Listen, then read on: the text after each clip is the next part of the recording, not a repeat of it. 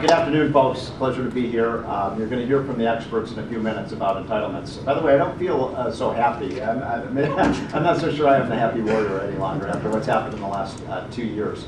I just wanted to throw out a few ideas to just get this conversation started about what needs to be done on entitlements. And let me just start by noting a statistic that I think is probably familiar with a lot of you in this room, but might not be, which is that in 2010, for the first time in American history, or at least the first time in modern times, Social Security actually spent more money than it took in.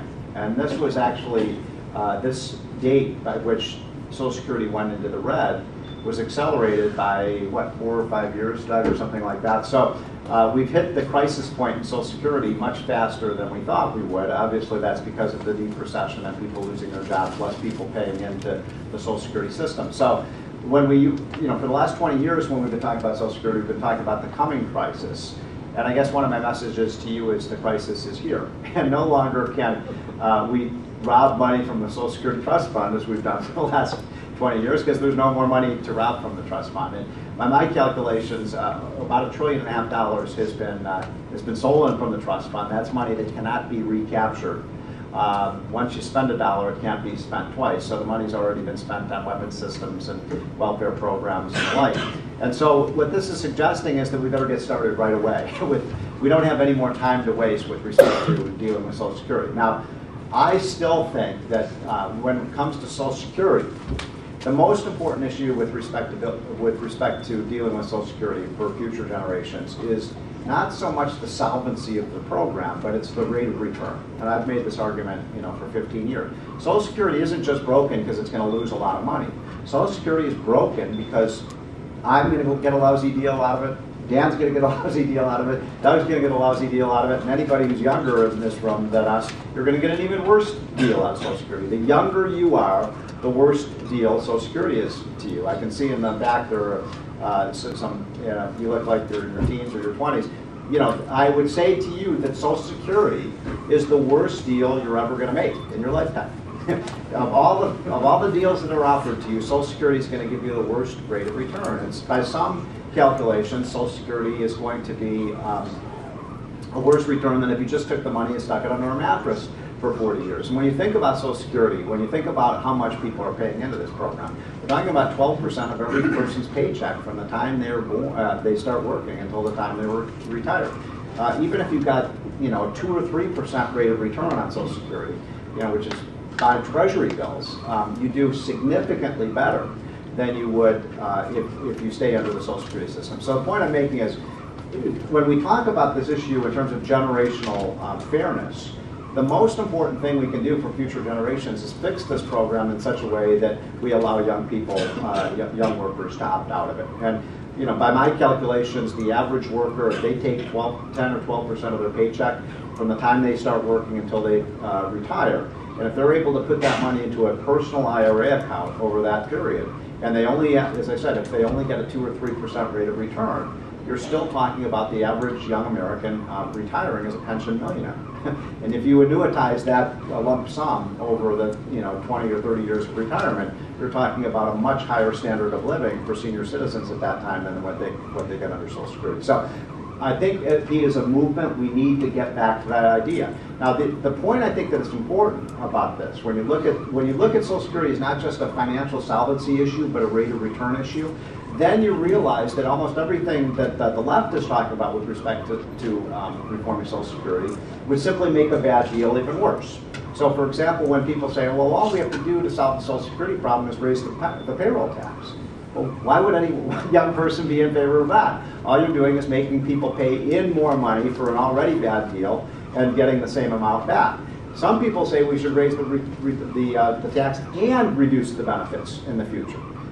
That just makes a bad deal even doubly worse, because it means you're going to pay more in for a bad system and you're going to get an even worse deal out when you get the money out. So I think we as free market conservatives have to emphasize the problem with this is by the design of the program. And it needs to be fundamentally altered. It's not just a problem of letting the system pay for itself. Because look, if that were the problem, the left could just, let's just double the payroll tax, right? And then we solve all the problems with the system. We're not going to have everybody in the program for the next 40 years, except that we're going to get a lousy deal. So that's my feeling about Social Security, and I think the time has come, and what we need is young people to start really rallying for that idea again. The second thing I wanted to mention has to do with the program that is Medicaid. And Medicaid, one of the things I've been doing over the last couple of months is just traveling around the states. And you all saw what happened in the elections. The turnover in the states that happened, 700 new state legislators. You've got 29 Republican governors now. You've got people like Rick Scott in Florida, who's an expert on medical care. You've got Scott Walker in Wisconsin, who's going to be fantastic. You've got John Kasich, who obviously understands these budget issues.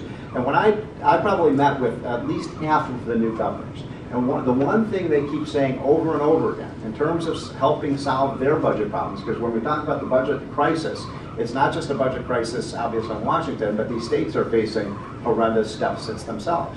The one thing we could do in Washington that would help the states the most is to simply, I don't know if block grant is the right term, but take the Medicaid money and just get rid of all the rules and regulations with Medicaid and send that money back to the states and let those governors deal with Medicaid any way they see fit. And the model I have in mind there is the really successful model that we used, as you remember, Pete, 15 years ago with respect to welfare reform. Welfare reform, in my opinion, was the most successful social policy reform that's happened in this country in the last 50 years, unquestionably. I mean, here was an idea where everything we said actually worked. We did substantially reduce welfare caseloads.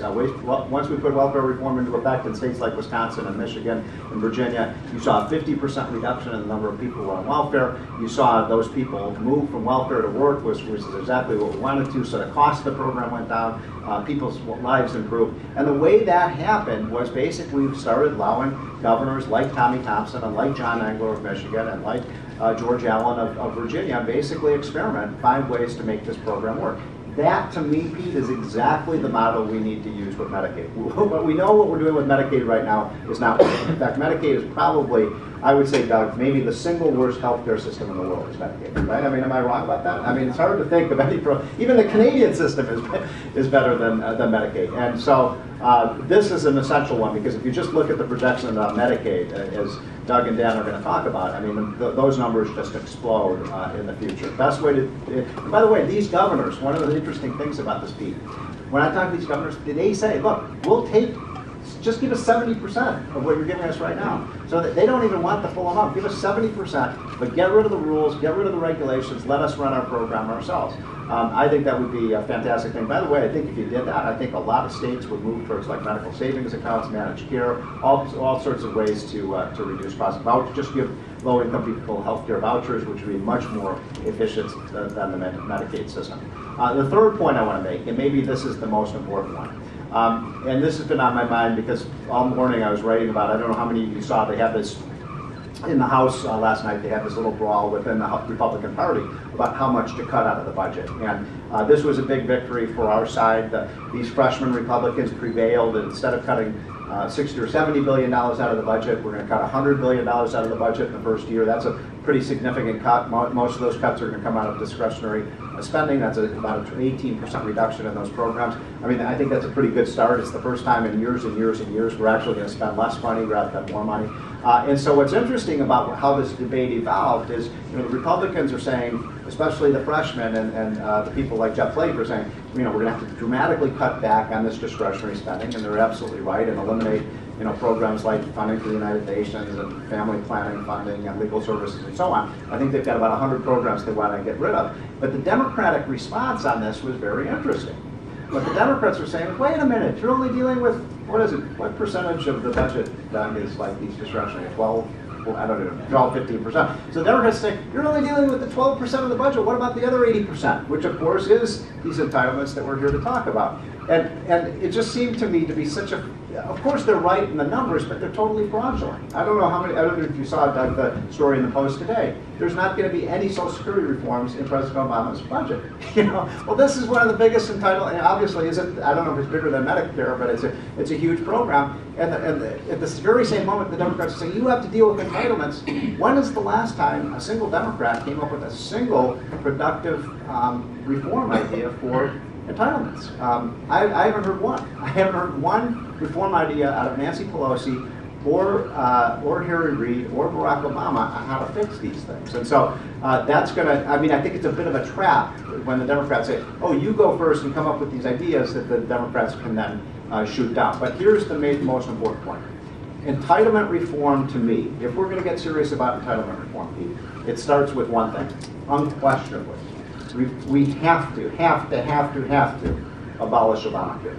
Because if we allow Obamacare to take root, you're going to have 30 million, was it 30 million that go on to Medicaid under Obamacare? So you lose so much ground if we allow this new entitlement to take root. We've got to cut it and eliminate it now before all these people become eligible, because the lesson we've learned over the last 10, 20, 30, 40 years is once entitlements take root, once people get the benefits, it's so difficult to get rid of them.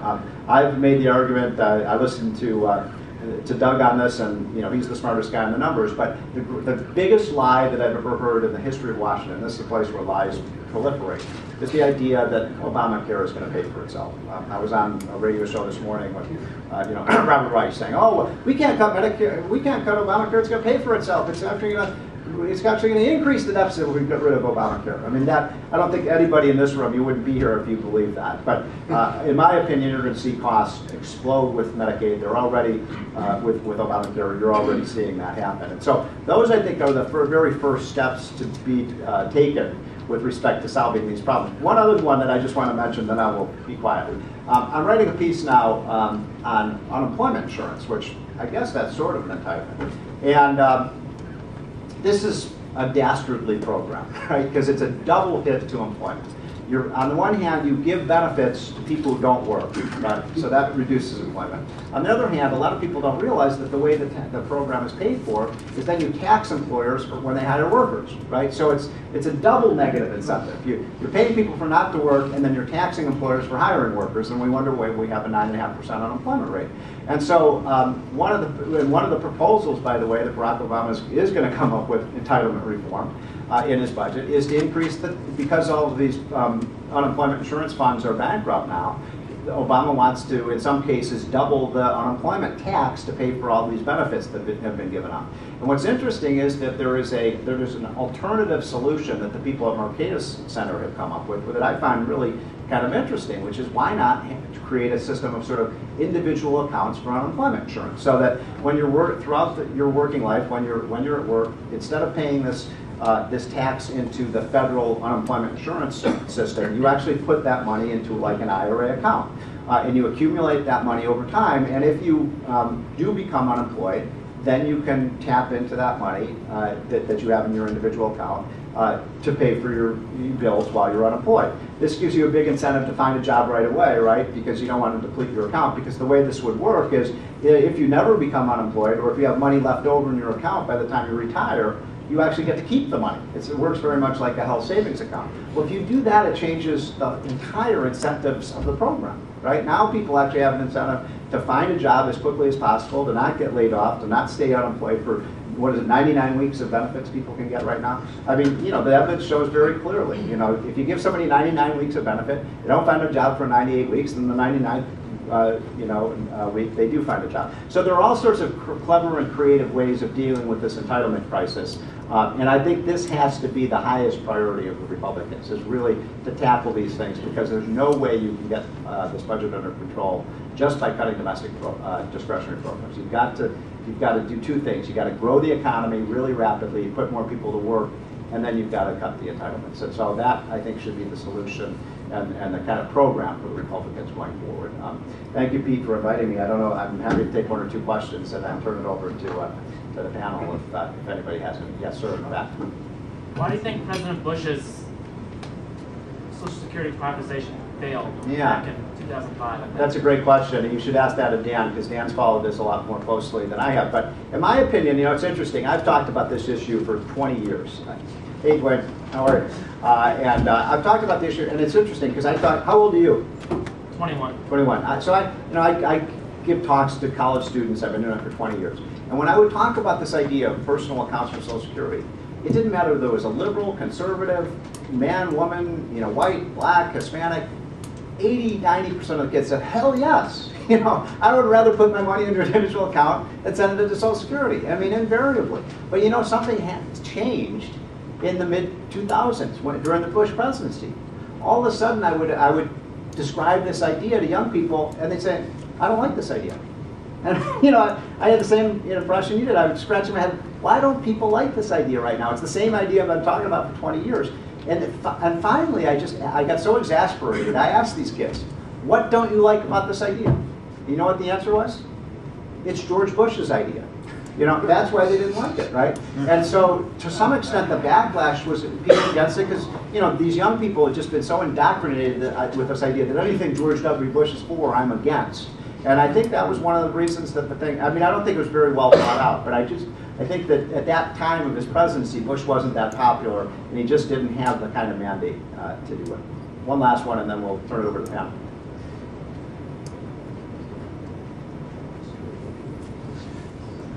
What do you think about a 1-hour program per week on cable, just focusing on the economy? No social issues, no Lindsay Lohan, no, you know what I'm saying? Sober discussion on the most basic issues, like, for example, 5 trillion or 5.2 trillion spending for 2010. How many people know that? Yeah. ATR's cost of government day, about 2.5 trillion of indirect costs, 7.5 trillion of government-created costs per year. Other thing is, 2000 to 2006, I must have heard 200 or 300 times over the past 3 or 4 years that the Republicans, quote unquote, had, quote unquote, complete control. Well, 2000 to 2006, they had 53 seats, unless I'm mistaken, on average. And even, of course, more importantly, according to the NTU ratings, which are also almost never mentioned on TV, being the most comprehensive ratings, the most venerated ratings, there were only 45 fiscal conservatives. Most people still think that the Republicans had complete control. Republicans never respond to it. And so I think that is, you still hear Jon Stewart and these other idiots say, well, you know, what happened in 2000, 2006, or, you know, the implication. He got a great laugh.